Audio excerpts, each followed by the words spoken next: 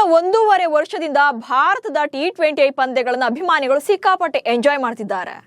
ಅದಕ್ಕೆ ಮುಖ್ಯ ಕಾರಣನೇ ಹೊಡಿಬಡಿ ಆಟ. ಇದಕ್ಕೆ one of the main reason power hitter Abhishek Sharma ಅವರ ಬ್ಯಾಟಿಂಗ್. ಮೊದಲ ಬಾಲ್ನಿಂದಲೇ ಬೌಲರ್ಗಳನ್ನ ಬೆಂಡೆತ್ತುವಂತ ಅಭಿಷೇಕ್ ಶರ್ಮಾ ಅವರ ಬ್ಯಾಟಿಂಗ್ ಅನ್ನ ನೋಡೋದೇ ಕಣ್ಣಿಗೆ ಹಬ್ಬ ಇದ್ದಂಗೆ. ಆದ್ರೆ ಈಗ ಅದೇ ಅಭಿಮಾನಿಗಳು ಅಭಿಷೇಕ್ ಶರ್ಮಾರನ್ನ ಸೆಮಿಫೈನಲ್ ಪಂದ್ಯದಿಂದ ಹೊರಗಿಡಿಯಂತಿದ್ದಾರೆ.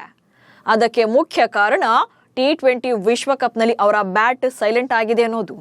ಹಾಗಾದ್ರೆ ಇಂಗ್ಲೆಂಡ್ ವಿರುದ್ಧದ ಪಂದ್ಯದಲ್ಲಿ ಆಡೋದಿಲ್ವಾ? ಅಭಿಮಾನಿಗಳ ಸಿಟ್ಟಿಗೆ ಕಾರಣ ಏನು? ಕೊನೆಯ ಅವಕಾಶ ಕೊಡಿ ಎಂದಿದ್ದೇಕೆ ಇರ್ಫಾನ್ ಪಠಾಣ್? ಈ ಬಗೆಗಿನ ಒಂದಷ್ಟು ವಿಚಾರಗಳನ್ನ ಈ ವಿಡಿಯೋದಲ್ಲಿ ಹೇಳ್ತೇನೆ. ನಾನು ಶಾಂತ. ನೀವು ಸುದ್ದಿಯಾನದ ಸಬ್ಸ್ಕ್ರೈಬರ್ ಆಗೋದಿಕ್ಕೆ ಮರಿಬೇಡಿ. T20 ವಿಶ್ವಕಪ್ಗೂ ಮುನ್ನ ಟೂರ್ನಿಯ ಹೈಯೆಸ್ಟ್ ಸ್ಕೋರರ್ ಎನಿಸಿಕೊಳ್ತಾ ಇದ್ದಂತ ಅಭಿಷೇಕ್ ಶರ್ಮಾ ಈಗ ಬ್ಯಾಟಿಂಗ್ ನಲ್ಲಿ ತುಂಬಾನೇ ಸ್ಟ್ರಗಲ್ ಮಾಡ್ತಿದ್ದಾರೆ. ಆರಂಭದಲ್ಲೇ ಹ್ಯಾಟ್ರಿಕ್ ಡಕ್ ಮೂಲಕ ನಿರಾಸೆ ಮೂಡಿಸಿದ್ರು. ಆನಂತರ ಜಿಂಬಾಬ್ವೆ ವಿರುದ್ಧದ ಅರ್ಧ ಶತಕ ಬಂದಿದ್ದು ಬಿಟ್ರೆ ತಂಡದ ಪರ ಬೆಸ್ಟ್ ಇನ್ನಿಂಗ್ಸ್ ಅಂತ ಬಂದಿಲ್ಲ. ವೆಸ್ಟ್ ಇಂಡೀಸ್ ವಿರುದ್ಧದ ಡೂ ಆರ್ ಡೈ ಮ್ಯಾಚ್ ಅಲ್ಲೂ ಕೂಡ ಬೇಗನೆ ಔಟ್ ಆಗ್ತಾರೆ. ಅಭಿಷೇಕ್ ಶರ್ಮಾ ಅವರ ಬ್ಯಾಟಿಂಗ್ ನಿಂದ ಬೇಜಾರಾಗಿದ್ದಂತ ಅಭಿಮಾನಿಗಳಿಗೆ ಮತ್ತಷ್ಟು ಸಿಟ್ಟು ತರಿಸಿದ್ದು ಅವರ fielding. Crucial time, crucial match ಅಂತ ಗೊತ್ತಿದ್ರು ಕೂಡ ಆ ಪಂದ್ಯದಲ್ಲಿ 2 ಕ್ಯಾಚ್ಗಳನ್ನ ಮಿಸ್ ಮಾಡ್ತಾರೆ. ಬ್ಯಾಟಿಂಗ್ ನಲ್ಲಿ 11 ಬಾಲಲ್ಲಿ 10 ರನ್ ಗಳಿಸಿ ಔಟ್ ಆಗಿದ್ರು. ಹೀಗಾಗಿ ವಿಂಡೀಸ್ ಪರ ಆಡಿದ್ದ 12th ಮ್ಯಾನ್ ಪಾಕ್ ಪ್ಲೇಯರ್ಗಳಿಂದ ಇನ್ಸ್ಪೈರ್ ಆಗಿದ್ದಾರೆ ಅಂತೆಲ್ಲ ಟ್ರೋಲ್ ಮಾಡಿದ್ರು. ಇದಾದ್ಮೇಲೆ ಅಭಿಮಾನಿಗಳು ಅಭಿಷೇಕ್ ವಿರುದ್ಧ ಸಿಟ್ಟಾಗಿದ್ದು ಮುಂದಿನ ಪಂದ್ಯಗಳಲ್ಲಿ ಆಡಿಸೋದೇ ಬೇಡ ಅಂತ ಸೋಷಿಯಲ್ ಮೀಡಿಯಾಗಳಲ್ಲಿ ಪೋಸ್ಟ್ ಹಾಕ್ತಿದ್ದಾರೆ. 6 ಪಂದ್ಯ 3 ಡಕ್ 80 ರನ್ಸ್. ಈ ಬಾರಿಯ ವಿಶ್ವಕಪ್ ಟೂರ್ನಿಯಲ್ಲಿ ಅಭಿಷೇಕ್ ಶರ್ಮಾ ಭಾರತ ಪರ 6 ಪಂದ್ಯಗಳನ್ನು ಆಡಿದ್ದಾರೆ. ಮೊದಲ 3 ಪಂದ್ಯಗಳಲ್ಲಿ ಖಾತೆಯನ್ನೇ ತೆರೆಯದೆ ಡಕ್ಔಟ್ ಆಗಿದ್ರು. ಆನಂತರ ಜಿಂಬಾಬ್ವೆ ವಿರುದ್ಧ ಅರ್ಧ ಶತಕ ಬಾರಿಸಿದ್ದಾರೆ. ಒಟ್ಟಾರೆಯಾಗಿ ಈ ಟೂರ್ನಿಯಲ್ಲಿ ಅವರ ಬ್ಯಾಟಿಂಗ್ ನಲ್ಲಿ 80 ರನ್ಗಳನ್ನ ಕಲೆ ಹಾಕಿದ್ದಾರೆ. ಆದ್ರೆ ಅಭಿಷೇಕ್ ಶರ್ಮಾ ಯಾವತ್ತಿದ್ರೂ ಕೂಡ ಮೋಸ್ಟ್ ಡೇಂಜರಸ್ ಬ್ಯಾಟರ್ ಅನ್ನೋದನ್ನ ಇಲ್ಲಿ ಮರಿಬಾರದು. ಯಾಕಂದ್ರೆ ಇತ್ತೀಚೆಗಷ್ಟೇ ನ್ಯೂಜಿಲೆಂಡ್ ವಿರುದ್ಧದ ಮ್ಯಾಚ್ ಅಲ್ಲಿ 14 ಬಾಲ್ಗಳಲ್ಲಿ ಅರ್ಧ ಶತಕ ಬಾರಿಸಿದ್ದ ಅಭಿಷೇಕ್ ಶರ್ಮಾ ಸೆನ್ಸೇಷನ್ ಕ್ರಿಯೇಟ್ ಮಾಡಿದ್ರು. ನ್ಯೂಜಿಲೆಂಡ್ ಪ್ಲೇಯರ್ಗಳಂತೂ ಅಚ್ಚರಿಯಿಂದ ಅಭಿಷೇಕ್ ಶರ್ಮಾ ಅವರ ಬ್ಯಾಟ್ ಕೂಡ ಚೆಕ್ ಮಾಡಿ ನೋಡಿದ್ರು. ಆದ್ರೆ ಈಗ ವಿಶ್ವಕಪ್ ಟೂರ್ನಿಯಲ್ಲಿ ಕ್ಲಿಕ್ ಆಗದೆ ಇದ್ರೂ ಕೂಡ ಸೆಮಿಫೈನಲ್ ಅಥವಾ ಫೈನಲ್ ನಲ್ಲಿ ಅವರಿಂದ ಬಿಗ್ ಸ್ಕೋರ್ ಅನ್ನು ನಿರೀಕ್ಷೆ ಮಾಡಬಹುದು. ಯಾಕಂದ್ರೆ Abhishek Sharma out of form ಅಂತೂ ಇಲ್ಲ. ಯಾಕಂದ್ರೆ ಜಿಂಬಾಬ್ವೆ ವಿರುದ್ಧದ ಪಂದ್ಯದಲ್ಲಿ ಅರ್ಧ ಶತಕ ಬಂದಿದೆ. ಹೀಗಾಗಿಯೇ ಕ್ಯಾಪ್ಟನ್ ಸೂರ್ಯಕುಮಾರ್ ಯಾದವ್ ಕೂಡ ಅಭಿಷೇಕ್ ಶರ್ಮಾ ಪರವೇ ಬ್ಯಾಟ್ ಬೀಸಿದ್ರು. ಹಿಂದಿನ ಪಂದ್ಯಗಳಲ್ಲಿ ನಾವೆಲ್ಲ ಆಡದೇ ಇದ್ದಾಗ ಅಭಿಷೇಕ್ ಶರ್ಮಾ ಪಂದ್ಯಗಳನ್ನ ಗೆಲ್ಲಿಸಿದ್ದಾರೆ. ಸೊ ಈಗ ನಾವು ಅವರು ಗೆಲ್ಲಿಸುವ ಮೂಲಕ ಅವರನ್ನು ಕೂಡ ಸೇವ್ ಮಾಡ್ತೇವೆ ಅಂದಿದ್ದಾರೆ. ಅದಕ್ಕೆ ಕಾರಣ ಅಭಿಷೇಕ್ ಶರ್ಮಾರ ಬ್ಯಾಟಿಂಗ್ ನಲ್ಲಿರುವಂತ ಪವರ್. ಅಭಿಷೇಕ್ ಶರ್ಮಾ ಒಂದ್ಸಲ ಸೆಟ್ಲ್ ಆದ್ರು ಅಂದ್ರೆ ಎಂಥದ್ದೇ ಬೌಲರ್ ಇದ್ರೂ ಕೂಡ ರೆಸ್ಪೆಕ್ಟ್ ಕೊಡಲ್ಲ. ಮೊದಲ ಬಾಲ್ ನಿಂದಲೇ ಫಿಯರ್ಲೆಸ್ ಆಗಿ ಬ್ಯಾಟ್ ಬೀಸ್ತಾರೆ. ಬೌಂಡ್ರಿ 6 ಮೂಲಕ ಪಂದ್ಯದ ದಿಕ್ಕನ್ನೇ ಬದಲಿಸ್ತಾರೆ. ಸೊ ಕ್ರಿಕೆಟ್ ನಲ್ಲಿ ಸಾಮಾನ್ಯವಾಗಿ ಇನ್ನಿಂಗ್ಸ್ ನ ಫಸ್ಟ್ ಬಾಲ್ ಅಲ್ಲಿ ಬೌಲರ್ಗೆ ರೆಸ್ಪೆಕ್ಟ್ ಕೊಡಬೇಕು ಅಂತಾರೆ. ಆದ್ರೆ ಅಭಿಷೇಕ್ ಶರ್ಮಾ ಇದಕ್ಕೆ ಡೆಡ್ ಆಪೋಸಿಟ್. ಸಿಡಿಯೋಕೆ ನಿಂತರೆ ಭಾರತಕ್ಕೆ ಅವತ್ತಿನ ಮ್ಯಾಚ್ ಅಲ್ಲಿ 200+ ಸ್ಕೋರ್ ಅಂತೂ ಪಕ್ಕ ಇರುತ್ತೆ. ಅಂಡ್ ಇಲ್ಲಿ ಅಭಿಷೇಕ್ ರಿಂದ ತಂಡಕ್ಕೇನು ದೊಡ್ಡ ಎಫೆಕ್ಟ್ ಕೂಡ ಆಗ್ತಿಲ್ಲ. ಯಾಕಂದ್ರೆ ಅಭಿಷೇಕ್ ಆಟ ಇರೋದೇ ಪವರ್ ಪ್ಲೇ ನಲ್ಲಿ ಮಾತ್ರ.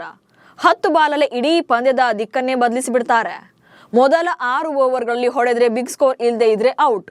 ಹಾಗಂತ ತುಂಬಾ ಬಾಲ್ಗಳನ್ನು ಕೂಡ ಇಲ್ಲಿ ಫೇಸ್ ಮಾಡಿ ರನ್ಸ್ ಬರದೆ ತಂಡಕ್ಕೆ ಹೊರೆಯಾಗೋದಿಲ್ಲ. ರನ್ಸ್ ಬಂದ್ರು ಬೇಗ ಬರುತ್ತೆ, ಔಟ್ ಆದ್ರೂ ಕೂಡ ಬೇಗ ಔಟ್ ಆಗಿರ್ತಾರೆ. ಸೊ ನೆಕ್ಸ್ಟ್ ಬರುವಂತ ಬ್ಯಾಟರ್ಗಳು ಅದನ್ನ ಕ್ಯಾರಿ ಮಾಡಬೇಕಾಗುತ್ತೆ ಅಥವಾ ಬೇರೆಯವರು ರೆಸ್ಪಾನ್ಸಿಬಿಲಿಟಿನ ತಗೊಳ್ಬೇಕಾಗುತ್ತೆ.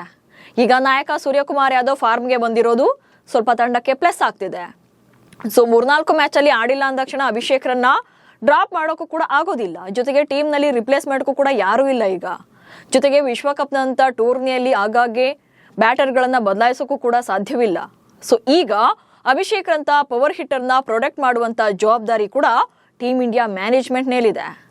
ಯಾಕಂದ್ರೆ ಅವರು ಯಾವತ್ತೂ ಕೂಡ ವೈಯಕ್ತಿಕ ನಂಬರ್ಗಳಿಗಾಗ್ಲಿ ಅಥವಾ ಸ್ಕೋರ್ಗಾಗಿ ಆಡಲೇ ಇಲ್ಲ, ತಂಡಕ್ಕಾಗಿ ಆಡ್ತಿದ್ದಾರೆ. ಜೊತೆಗೆ ಫ್ಯೂಚರ್ ಅಲ್ಲೂ ಕೂಡ ಅಭಿಷೇಕ್ ಶರ್ಮಾ ಭಾರತದ ಪಾಲಿಗೆ ಮೇನ್ ವೆಪನ್ ಆಗ್ತಾರೆ. ಸೊ ಅವರನ್ನ ಸೇವ್ ಮಾಡಬೇಕಾಗುತ್ತೆ. ಇದಕ್ಕಿಂತ ಜಾಸ್ತಿ ಅಂದ್ರೆ ಇಂಗ್ಲೆಂಡ್ ವಿರುದ್ಧ ಅಭಿಷೇಕ್ ಶರ್ಮಾ ಸಿಡಿಯುವಂತ ಚಾನ್ಸಸ್ ಇದೆ. ಯಾಕಂದ್ರೆ ಹಿಂದಿನ ರೆಕಾರ್ಡ್ಸ್ ಕೂಡ ಅದನ್ನೇ ಹೇಳ್ತಿದೆ. ಇಂಗ್ಲೆಂಡ್ ವಿರುದ್ಧ 5 ಮ್ಯಾಚ್ ಅಲ್ಲೇ 279 ರನ್ಸ್ ಬಾರಿಸಿದ್ದ ಅಭಿಷೇಕ್ 2025ರಲ್ಲಿ ಇಂಗ್ಲೆಂಡ್ ವಿರುದ್ಧ ನಡೆದ 5 ಪಂದ್ಯಗಳ T20 ಸೀರೀಸ್ ನಲ್ಲಿ ಆಂಗ್ಲರಿಗೆ ಅಭಿಷೇಕ್ ಶರ್ಮಾ ಅಕ್ಷರಶಃ ನರಕ ತೋರಿಸಿದ್ರು. 5 ಪಂದ್ಯಗಳಲ್ಲಿ 55.80 ಅವರೇಜ್ ನಲ್ಲಿ 279 ರನ್ಗಳನ್ನ ಕಲೆ ಹಾಕಿದ್ರು. ಅಂಡ್ ಒನ್ ಮೋರ್ ಥಿಂಗ್, ಈಗ ಸೆಮಿಫೈನಲ್ ಪಂದ್ಯ ನಡೆಯಲಿರುವಂತ ಇದೇ ವಾಂಖೇಡೆ ಸ್ಟೇಡಿಯಂನಲ್ಲಿ ರೆಕಾರ್ಡ್ ಬ್ರೇಕಿಂಗ್ ರನ್ಸ್ ಬಂದಿದೆ. ಕಳೆದ ವರ್ಷ ಫೆಬ್ರವರಿ 2ರಂದು ಇದೇ ಇಂಗ್ಲೆಂಡ್ ವಿರುದ್ಧ 5ನೇ T20 ಪಂದ್ಯದಲ್ಲಾಡಿದ್ರು.